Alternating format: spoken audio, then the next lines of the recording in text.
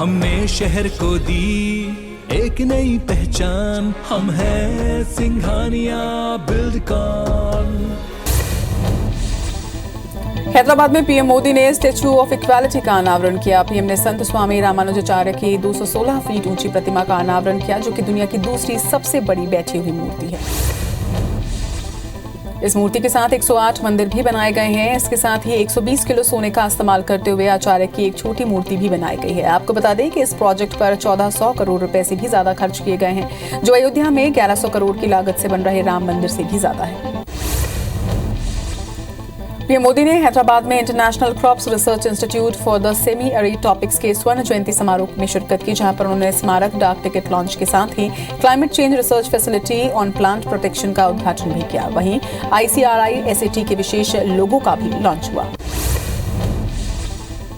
कार्यक्रम को संबोधित करते हुए पीएम मोदी ने कहा कि जैसे भारत ने अगले 25 सालों के लिए नए लक्ष्य बनाए हैं, उन पर काम करना शुरू कर दिया है, वैसे ही अगले 25 साल ICRI-SAT के लिए भी उतने ही अहम है, जिनकी टेक्नोलॉजी ने मुश्किल परिस्थितियों में खेती को आसान और सस्टेनेबल बनाया है।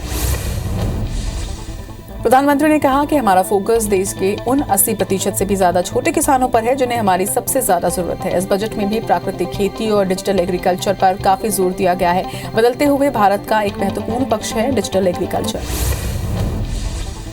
पीएम मोदी ने कहा कि भारत ने 2070 तक अपने शुद्ध शून्य लक्ष्य की घोषणा की है। हमने प्री प्लांट पीपल मूवमेंट का भी आह्वान किया है, एक ऐसा आंदोलन जो कि जलवायु परिवर्तन से निपटने के लिए बेहद महत्वपूर्ण है और प्रत्येक व्यक्ति को जलवायु से जोड़ता है।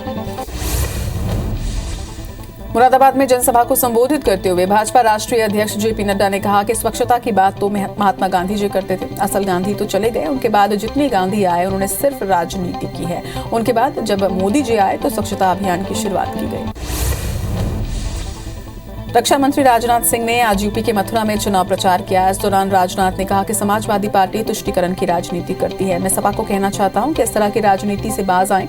सपा के लोगों को ये भी कहना चाहता हूं कि राजनीति केवल सरकार बनाने के लिए नहीं की जाती, राजनीति समाज और देश को बनाने के लिए की जाती है। राजनाथ सिंह ने कहा कि विकास की दरख्त होती है, कानून व्यवस्था का दुरुस्त होना। जब होगा कानून का शासन तभी विकास करेगा योगासन। भारत में 84 प्रकार के योगासन होते हैं और यूपी में विकास 83 तरह के योगासन कर रहा है। एक योगासन को हमने विपक्ष के लिए छोड़ा है, जिसका नाम शीर्षासन है। उत्तर प्रदेश में कांग्रेस की ओर से प्रियंका गांधी ने चुनावी मोर्चा संभाल रखा है। वह प्रियंका लगातार यूपी के कई इलाकों का दौरा कर रही हैं। इसी क्रम में आज कांग्रेस महासचिव प्रियंका गांधी वाड्रा ने उत्तर प्रदेश के अलीगढ़ में घर घर जाकर चुनाव प्रचार किया। कांग्रेस पार्टी के उत्तर प्रदेश विधानसभा चुनाव के तीसरे चरण के लिए स्टार प्रचारकों की सूची जारी की गई है। इस लिस्ट में राहुल गांधी, प्रियंका गांधी वाड्रा, गुलाम नबी आजाद, अशोक गहलोत और सचिन पायलट का नाम शामिल है। संसद में बजट सत्र चल रहा है और इसी बीच बीजेपी ने 8 फरवरी को राज्यसभा सदस्यों में सदन की उपस्थित रहने और सरकार के रुख का समर्थन करने के लिए व्हिप जारी किया है। पार्टी की ओर से जारी व्हिप को लेकर लोग ये कयास भी लगाने लगे हैं कि कहीं कुछ खास होने वाला तो नहीं।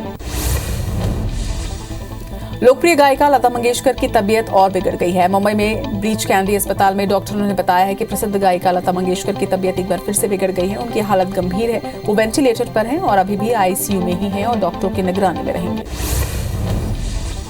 केंद्र सरकार सोशल मीडिया कंपनियों पर सख्ती बरतने की तैयारी में है। IT मिनिस्टर अश्विन वैष्णव ने कहा कि अगर संसद में राजनीतिक सहमति बन जाती है तो इंटरनेट पर नागरिकों की सुरक्षा के लिए सरकार सोशल मीडिया कंपनियों के लिए नियम कड़े कर देगी। केंद्रीय मंत्री ज्योतिरादित्य सिंधिया ने रायपुर में प्रेस कॉन्फ्रेंस के दौरान कहा कि पहले विकास नहीं केवल भ्रष्टाचार होता था और अर्थव्यवस्था का कुप्रबंधन होता था। पीएम मोदी के आने के बाद एक दूसरा देश निकला है जहां पर भ्रष्टाचार पर अंकुश लगा, जहां प्रगति के लिए विकास के द्वार खोले गए। अब विश्व पटल पर भारत उजागर हो रहा है। मध्य प्रदेश में नाम बदलने के ट्रेंड के बीच मंत्री सारंग ने बयान देते हुए कहा कि भोपाल का नाम भी भोजपाल कर देना चाहिए। गुलामी के हर प्रतीक को बदलना है, वहीं आने वाली पीढ़ी को सही जानकारी मिलनी चाहिए। कांग्रेस की सरकार ने औरंगजेब के नाम पर सड़कों का नाम रखा और जब हम नाम बदल रहे हैं तो उनके पेट में दर्द हो रहा है। मध्य प्रदेश में कक्षा 10वीं और 12वीं की बोर्ड परीक्षाओं के लिए फॉर्म जमा करने के लिए 6 फरवरी की अंतिम तारीख होगी। बता दें कि माध्यमिक शिक्षा मंडल के मुताबिक परीक्षा देने के इच्छुक अभ्यर्थी कल तक 900 रुपए की सामान्य फीस के साथ ही 10,000 रुपए की लेट फीस जमा करके फॉर्म भर सकते हैं।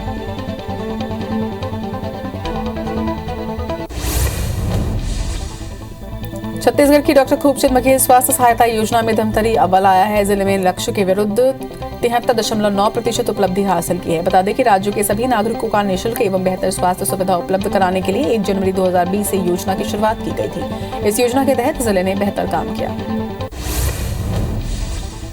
रायगढ़ रेलवे स्टेशन में रेल कर्मचारियों ने जमकर हंगामा और नारेबाजी की। इसके साथ ही नाराज कर्मचारियों ने सुरक्षा की मांग भी रखी है। असल में उड़ीसा के लचकुरा रेलवे ट्रैक में ड्यूटी के दौरान एक गार्ड की मौत हो गई थी, जिससे रेलकर्मी नाराज थे। वहीं मौके पर मौजूद आरपीएफ ने समझाइश देकर मामले को शांत करवाया। बलरामपुर के रहसूनपाठ गांव में पंचायत सचिव ने सरपंच के खिलाफ मोर्चा खोल दिया। सचिव ने सरपंच पर भ्रष्टाचार का आरोप लगाया है। उनका कहना है कि जनपद के एक महिला कर्मचारी के साथ मिलकर सरपंच ने 15वें वित्त के लाखों रुपए का फर्जी तरीके से आहरण कर लिया है। वहीं मामले में एसडीएम ने जांच के बाद कार्रवाई की बात कही।